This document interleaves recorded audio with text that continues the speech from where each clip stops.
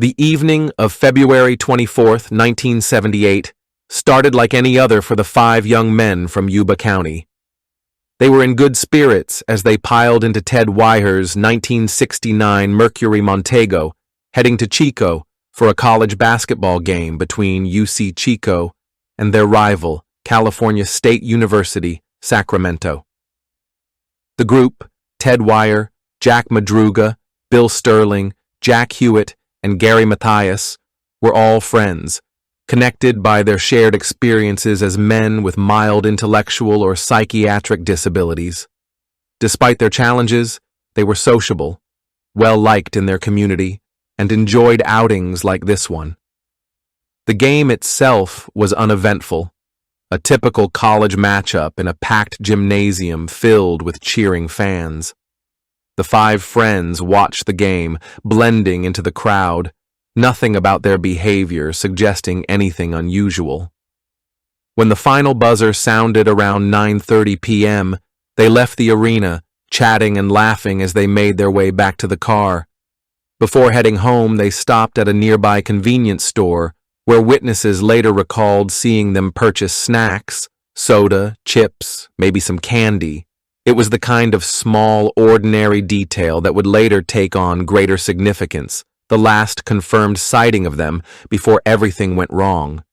At this point, their night should have ended simply, a drive back to Yuba City, maybe some conversation about the game, then home to their families. But instead of turning south toward home, they inexplicably drove northeast, away from civilization and into the dark, snow-covered mountains of Plumas National Forest. No one knows why they took that turn. There was no call for help, no sign of distress, no evidence of an argument or sudden emergency. Just a car full of friends vanishing into the night, setting in motion one of America's most enduring mysteries. By the next morning, they were supposed to be home. Instead, they were already lost, their car crawling up an isolated forest road in the freezing cold, heading toward something or running from something that no one would ever understand. The basketball game was the last normal moment of their lives. After that, nothing would ever make sense again. The fluorescent lights of Chico State's gymnasium buzzed overhead as the five friends found their seats in the bleachers, the roar of the crowd swelling around them. It was February 24th, 1978, a cold Friday night, and UC Chico was facing off against their rivals from Sacramento State. The game was a big deal in the area, the kind of event that drew people from neighboring towns. For Ted Wyer, Jack Madruga, Bill Sterling, Jack Hewitt, and Gary Mathias, it was just another chance to get out, to be part of something, to feel normal. They had all come from Yuba City, a tight-knit community where most people knew them as friendly, if a little different. Ted, at 32, was the oldest, a gentle giant who worked odd jobs and was always willing to lend a hand. Jack Madruga and Bill Sterling were both in their 20s, quiet but well-liked, while Jack Hewitt, the youngest at 24, was shy and relied heavily on his friends. Gary Mathias, 25, was the most complex of the group, a former soldier with schizophrenia, prone to episodes, but fiercely loyal to the others. They weren't just friends, they were a kind of family, bound by shared struggles and the unspoken understanding that the world didn't always treat people like them fairly. That night, though, none of that mattered. The game was loud and fast-paced, the kind of event that made you forget everything else. They cheered when Chico scored, groaned when Sacramento State took the lead, lost in the rhythm of the crowd. No one who saw them would have thought anything was wrong. If anything, they seemed happier than usual, laughing, joking, completely at ease. When the game ended around 9:30 p.m., they filed out with the rest of the spectators, the cold night air hitting them as they stepped into the parking lot. Someone, maybe Ted, maybe Gary, suggested stopping for snacks before the drive home. It was a small decision, the kind of thing any group of friends might do. They pulled into a convenience store, the kind with flickering neon signs and a bell that jingled when the door opened. The clerk barely looked up as they bought sodas and chips, their breath visible in the chilly air as they climbed back into Ted's car, a blue 1969 Mercury Montego. This was the last moment anyone could say for certain what happened to them. The drive back to Yuba City should have taken less than an hour. Instead, for reasons no one has ever been able to explain, they turned northeast, away from home, away from safety, and began climbing into the snow-covered mountains of Plumas National Forest. The roads grew narrower, the trees thicker, the night darker. By midnight, their car was struggling through deep snow on a remote logging road miles from anywhere. What made them go that way? Did someone suggest it? Did they get lost? Or was there something else? Something that made them keep driving, even as the snow piled up around them? The basketball game was the last time they were seen as they always had been, 5 friends, laughing together, alive in a way that made sense. After that, everything unraveled into mystery. By morning, they were gone, and by the time the world realized something was wrong, it was already too late. The Mercury's headlights cut through the blackness as the 5 friends left the glow of Chico behind them. The clock on the dashboard ticked past 10:30 p.m. as they rolled through sleeping farm towns, the occasional streetlight casting long shadows across the empty road. At some point between the convenience store and home, between laughter and silence, the car made a turn it should never have taken. Instead of following the familiar route southwest toward Yuba City, the Mercury veered northeast onto Highway 70, beginning its slow ascent into the Sierra Nevada foothills. The roads grew steeper, the turns sharper. Snow began appearing in patches along the roadside, then in unbroken sheets across the asphalt.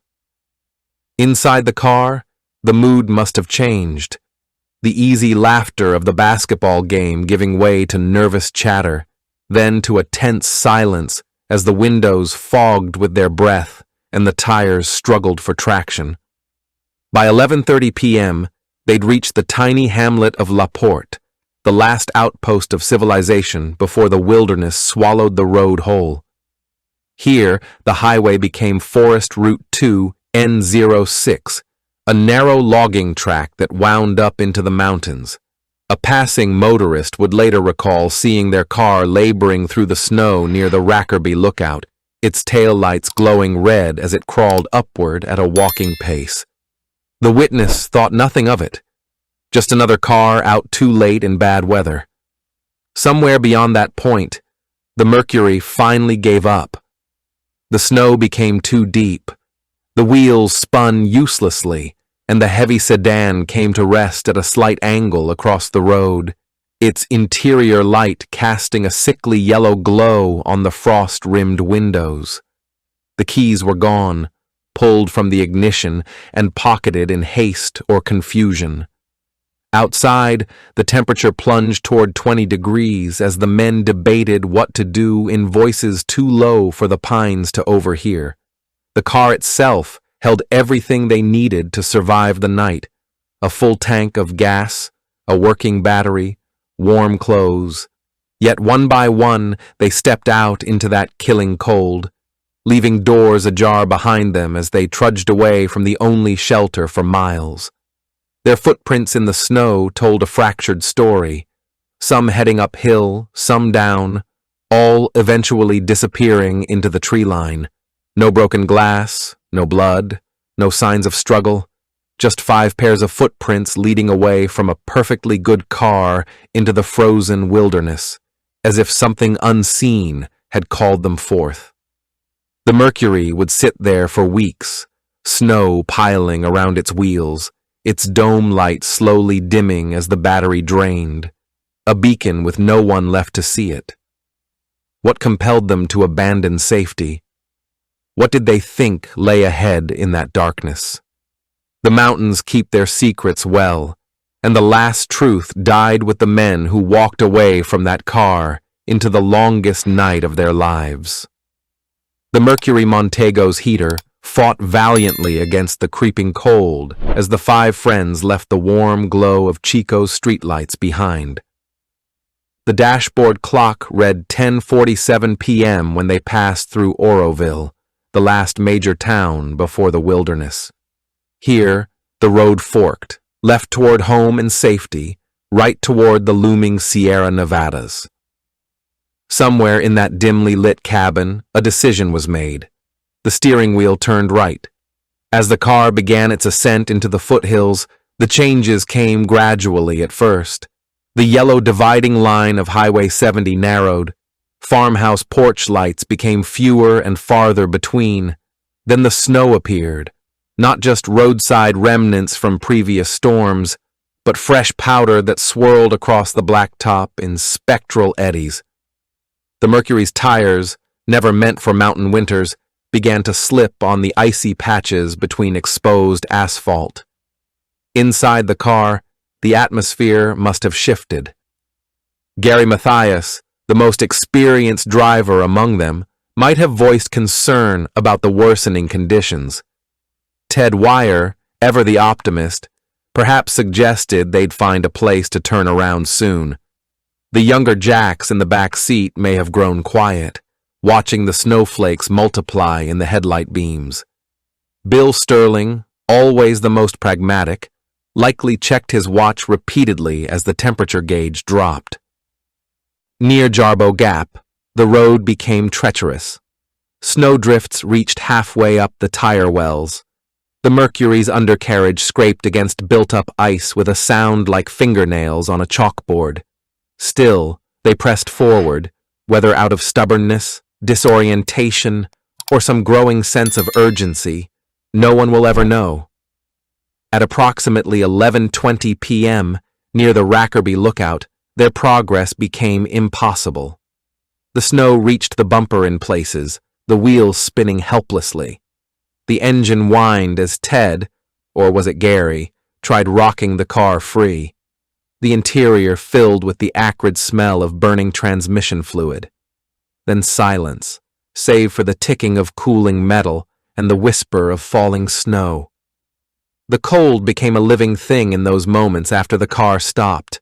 It seeped through the floorboards, crawled up their legs, settled in their bones.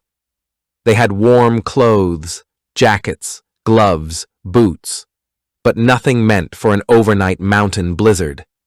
Someone suggested walking. Someone else disagreed. A debate ensued in hushed, urgent tones until, one by one, doors creaked open against the snow's resistance. 5 pairs of boots crunched onto the frozen road. The car's dome light, left burning in their haste, created an eerie halo around the abandoned vehicle. Their breath came in visible clouds as they surveyed the nightmare landscape. Endless pines sagging under snow loads, the road vanishing beneath white drifts in both directions. Yet they walked. Not together as a group, but scattered, as if each man suddenly became convinced of his own path to salvation. Some footprints headed back the way they'd come. Others struck out perpendicular into the woods. A few marched stubbornly forward along the impassable road. The snow continued to fall, smoothing over their trails within hours, erasing all evidence of which man had chosen which direction. The Mercury remained behind, its open doors swinging slightly in the mountain wind. Inside, the still warm seats held indentations from their bodies. A half-eaten bag of chips lay spilled across the back seat. The gas gauge showed 3/4 full. The keys were missing. Whether dropped in the snow or pocketed by one of the men, investigators would never determine. As the first light of dawn crept over the mountains, it revealed only the abandoned car and the snow, endless, unbroken snow, where 5 sets of footprints had already begun to disappear. Whatever compelled them to leave shelter, whatever they hoped to find out there in the frozen wilderness, died with them in that long, cold night. The mercury would wait patiently for weeks, a silent monument to the moment everything went wrong, until snow melt finally revealed it to searchers in the spring. The road had given them one last chance to turn back. They never took it. Weeks had passed since the Mercury Montego was found abandoned on that desolate mountain road. The snow had melted into slush, then into mud, revealing secrets the winter had kept hidden. On a cool April morning, a pair of Forest Service workers trudged up a remote service road, their boots sinking into the half-frozen earth. They were there to check on a maintenance trailer, a small, unremarkable structure used by snowplow crews during the worst of the winter storms. The trailer door was slightly ajar, its aluminum frame warped from months of snow and ice. A strange, sweet odor hung in the air, something organic, something human. When they pushed the door open fully, the sunlight spilled across a scene of quiet horror. There, wrapped in a nest of musty blankets on the trailer's narrow cot, lay the emaciated body of Ted Wire. His face was gaunt, his beard grown long and unkempt. He had clearly been dead for weeks, perhaps months. But what chilled the workers more than the corpse was the evidence all around it of a slow, agonizing surrender to death. The trailer had been stocked with supplies, enough to keep someone alive for months.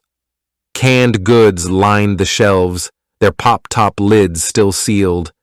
A propane heater sat unused in the corner, its tank still half full.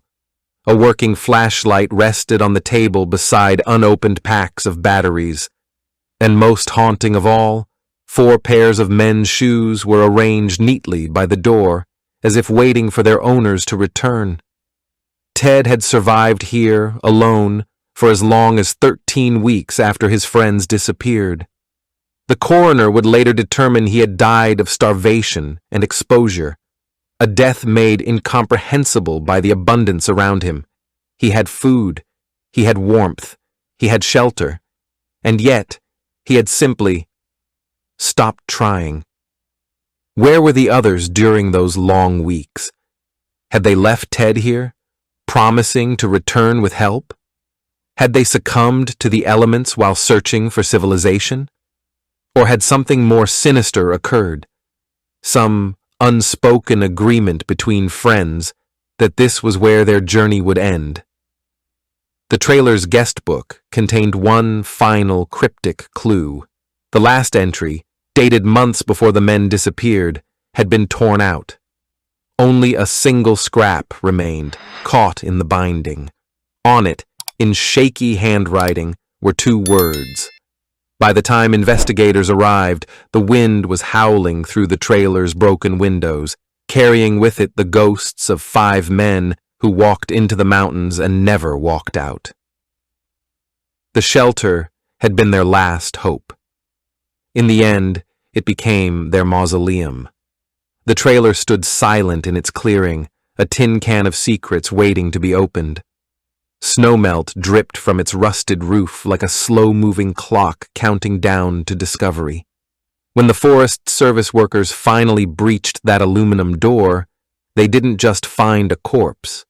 They stepped into a frozen moment of human desperation, preserved with terrifying clarity. Ted Wire's body lay in a grotesque parody of sleep, his skeletal hands clutching a faded photograph of his mother against his hollow chest.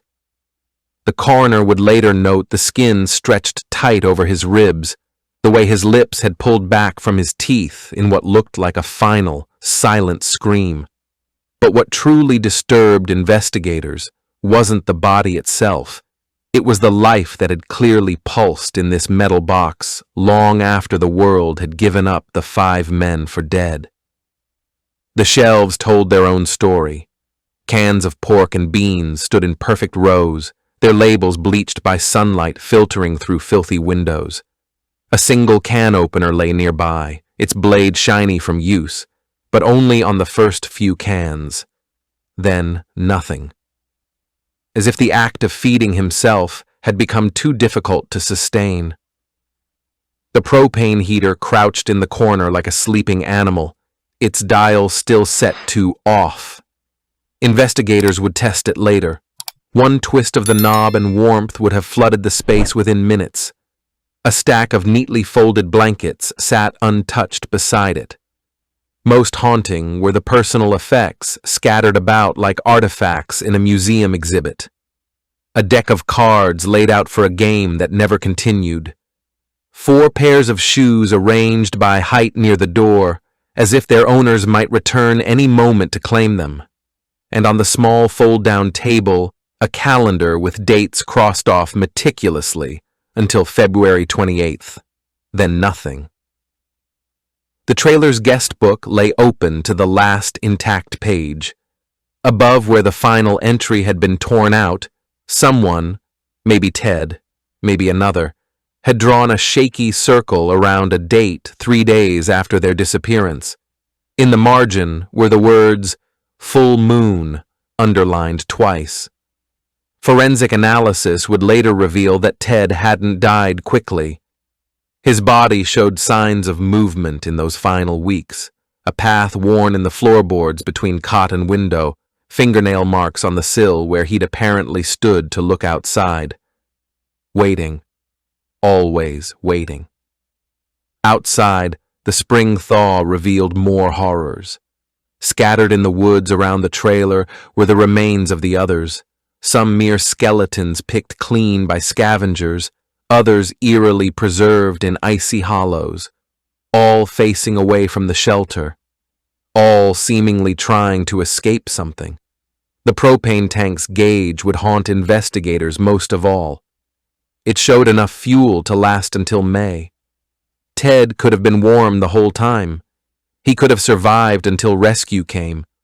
But in the end, he chose instead to lie down in that narrow cot, pull the photograph to his chest, and let the cold take him, surrounded by everything he needed to live, yet somehow unable to go on. The trailer didn't just preserve his body, it preserved the exact moment when hope died. As spring loosened winter's grip on the mountains, the forest began yielding its grim harvest. The discovery of Ted Wyer's body in the trailer was only the first act of the tragedy. What came next would fracture the mystery into even darker fragments. Search teams combing the dense woods around the trailer found Jack Madruga first. His body lay curled in a shallow depression between 2 pine trees, about 4 miles from the abandoned car. The position suggested he had simply lain down in the snow and never gotten up.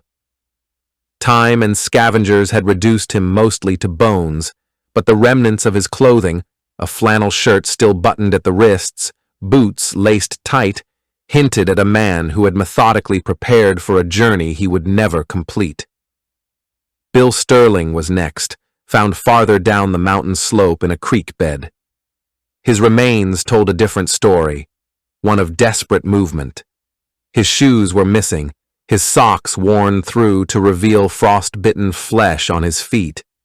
The medical examiner would find fractures in his toes, suggesting he had kept walking long after he should have stopped.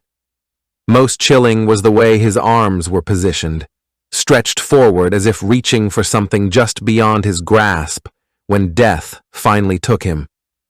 Jack Hewitt's body was the most perplexing. Searchers found him nearly 11 miles from the trailer, farther than any of the others had traveled. He lay on his back beneath a rocky overhang, his hands folded neatly across his chest like a figure in a tomb. His face, remarkably preserved by the cold, wore an expression that some described as peaceful, others as simply empty. In his pocket was a single match, unused. As for Gary Mathias, the forest gave up nothing but his shoes, placed neatly beside Ted's in the trailer. No bones, no clothing, not even a single tooth for the coroner to examine. It was as if the mountains had swallowed him whole, leaving only that empty pair of boots to whisper of his existence. The positions of the bodies formed a grotesque constellation across the wilderness. Madruga and Sterling relatively close together, as if they'd tried to stick it out as a pair. Hewitt far beyond, like a man who had seen something the others hadn't and run until his heart gave out. And Matthias, nowhere and everywhere at once, a ghost haunting the entire investigation. Forensic analysis revealed no violence, no signs of attack or struggle. Just 5 men who had walked away from warmth and safety into a frozen night, then separated like particles scattering in the wind. The cold had taken them one by one, each in his own way, each with his own private thoughts in those final moments. The mountains kept their secrets well. The bodies told a story, but one with the most crucial pages ripped out, leaving only frozen riddles in their place. The thawing mountains gave up their dead reluctantly, each corpse found in circumstances more baffling than the last. These weren't just bodies. They were frozen tableaus, each preserving a moment of profound human despair in the icy stillness. Jack Madruga's remains were discovered curled in the fetal position beneath a towering ponderosa pine, his spine pressed flush against the trunk as if trying to become one with the tree. His hands were tucked between his thighs in a final attempt at warmth, the bones of his fingers locked in a permanent clutch. The most disturbing detail emerged when they rolled the body.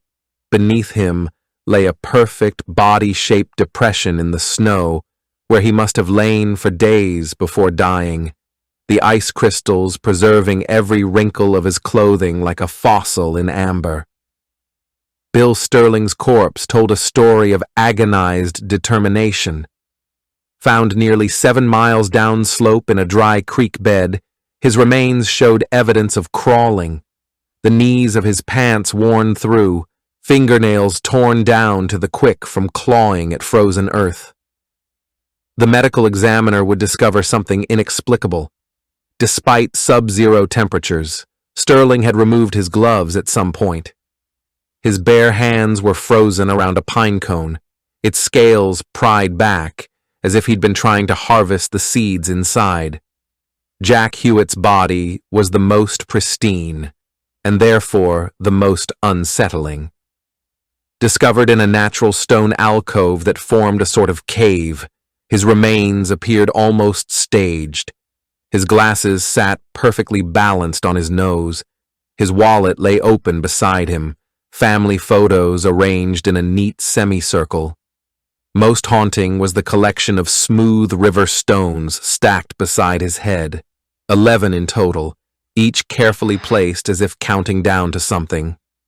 As spring progressed, searchers made one final discovery that rewrote the narrative yet again. 3 miles northeast of the trailer, they found a crude shelter fashioned from pine boughs. Inside were the remains of a small fire, just a few charred twigs, really, and unmistakable evidence that at least 3 people had huddled there. But no bodies, just a single playing card, the ace of spades, impaled on a broken branch at the entrance like some ominous talisman. The Forest Service dogs went crazy at this spot, circling and whining as if picking up a trail. But every search outward led nowhere, the scent disappearing abruptly as if the men had simply vanished into thin air. Forensic analysis revealed chilling details that didn't make it into official reports. The pine cone in Sterling's hands showed teeth marks. Hewitt's glasses lenses were cracked in a pattern suggesting impact from the inside, and Madruga's clothing contained traces of a substance later identified as military-grade parachute material. Though how it got there, no one could explain. The mountains didn't just conceal bodies that spring. They concealed stories.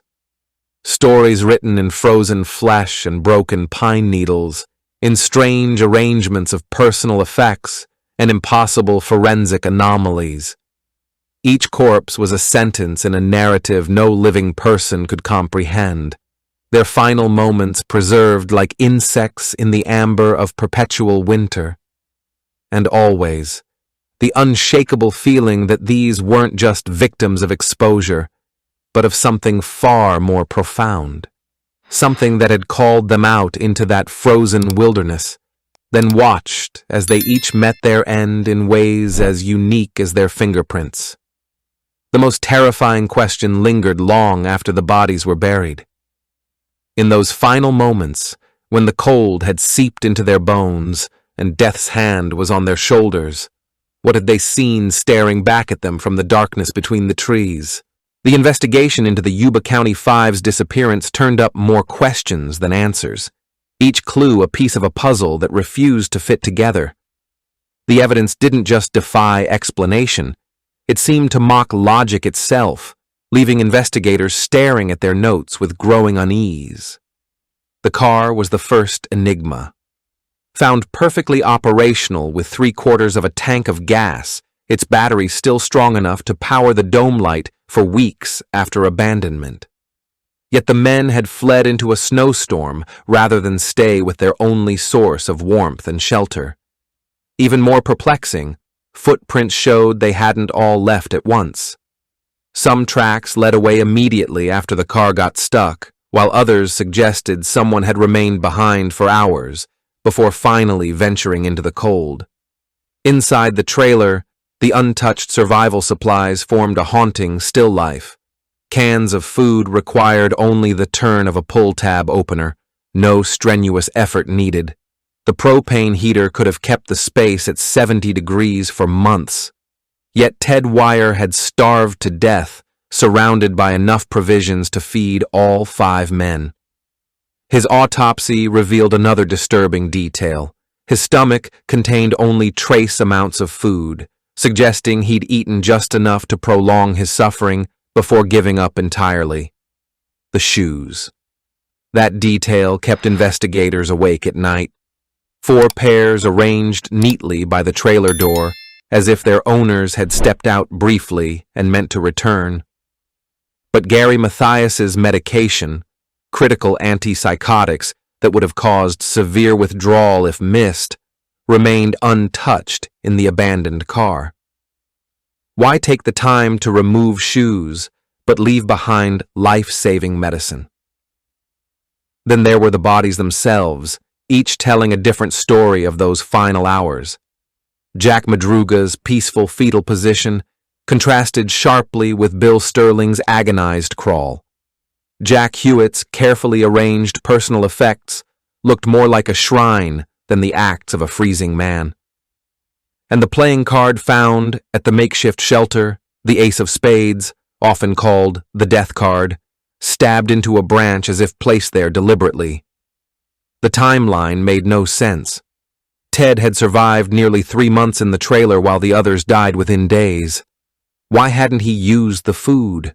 Why hadn't the others stayed with him? And why, most baffling of all, had none of them attempted to follow their own footprints back to the car, a potential lifeline just 11 miles away? The forest itself seemed to conspire against answers.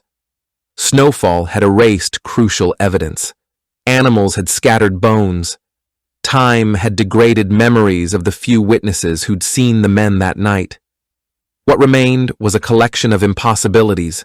Men who fled warmth for freezing death, who starved beside food, who walked away from salvation without looking back. In the end, the most disturbing clue wasn't found in the woods or the trailer, but in the case files themselves, page after page of expert analysis that all concluded the same thing. None of this should have happened.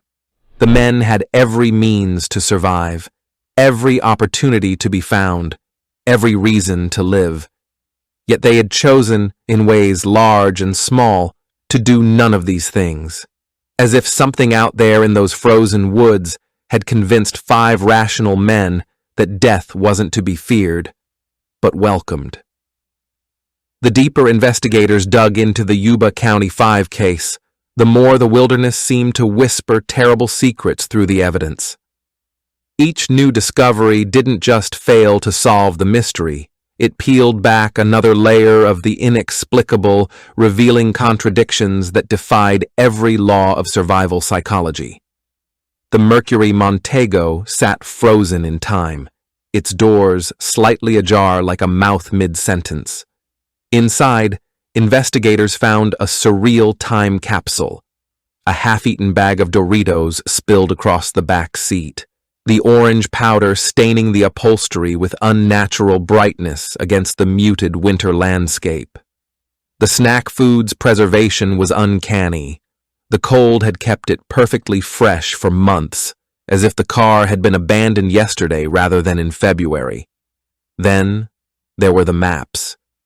3 different road maps lay scattered across the front seats, each carefully marked with routes leading back toward civilization, proving the men knew exactly how to return home. Yet their footprints marched resolutely away from all possible rescue, following no logical path. The trailer's guest book became an object of obsession for investigators. The missing page wasn't simply torn out. Forensic analysis revealed the ragged edges showed signs of having been worried at for hours, like someone nervously picking at the paper in growing distress. The remaining fragment with the words, "They came," showed ink smears suggesting the writer's hand had been shaking violently. Ted Wyer's body held its own catalog of mysteries. His beard growth indicated survival for 8 to 13 weeks, yet his fingernails showed no dirt under them, no attempts to gather food or fuel. His clothing was clean, almost pristine, as if he'd simply lain down in that cot and waited. Most disturbing of all, the coroner found his stomach completely empty, except for traces of snow, suggesting he'd consumed nothing but melted ice in his final days, despite the abundance of food. Outside, the snow told conflicting stories.